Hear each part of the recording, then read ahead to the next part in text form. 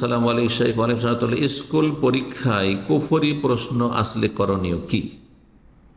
এমন স্কুল যেখানে কুফরি প্রশ্ন আসে তাহলে সেই স্কুলে লেখাপড়া যায় না।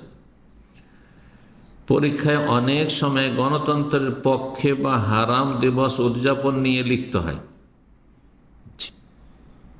গণতন্ত্রের পক্ষে আপনি লিখবেন না, গণতান্ত্রিক প্রশ্ন এসে গণতান্ত্রিক প্রশ্নের উত্তর দিয়ে দেবেন, কিন্তু তার পক্ষে আপনি লিখতে যাবেন না যে সেটা বৈধ।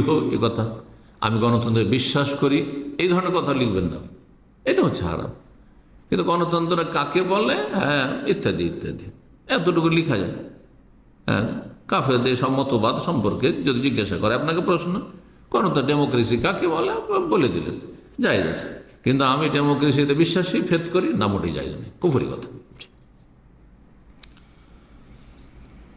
কোন দিবস উদযাপন করা, দেশে কতগুলি দিবস উদযাপন হয়, আপনি বলে দিলেন ওরা করে, আমি সেটা পছন্দ করি না, এতটুকু জায়েজ।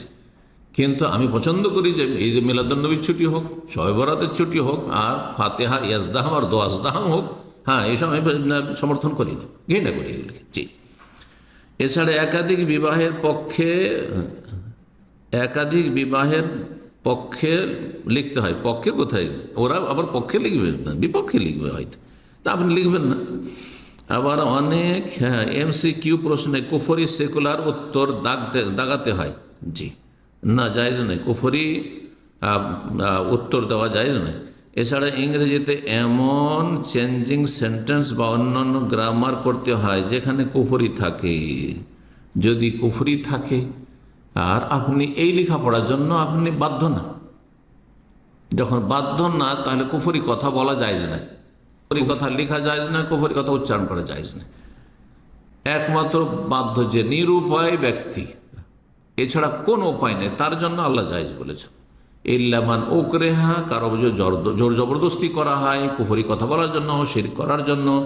ওয়াকালবহু মুতমাইন্নুম বিল ঈমান, কিন্তু তার হৃদয়ে ঈমান বদ্ধপরিকর হয়েছে, হ্যাঁ, শক্ত হয়ে বসে আছে, তাহলে তার জন্য জায়েজ।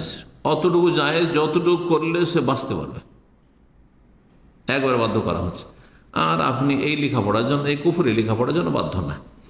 তো যে বিষয়গুলি আপনি জিজ্ঞাসা করেছেন আসলে কি বাস্তব, যদি বাস্তব হয় যে কুফরি কথা লিখতে হচ্ছে, সে পড়া আপনার জন্য জায়েজ নাই।